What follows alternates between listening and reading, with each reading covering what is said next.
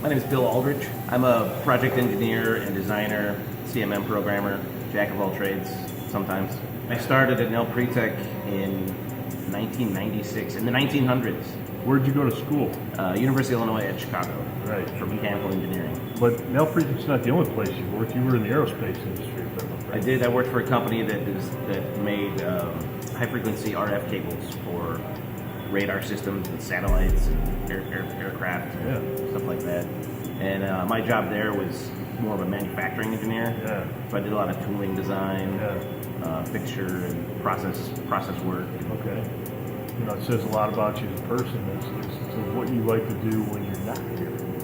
I like to play music. Yes. I play a couple different instruments. I also run a recording studio. Yes. I help other people make music. I like the technical aspect of that because Yes. that's kind of my nature. Right.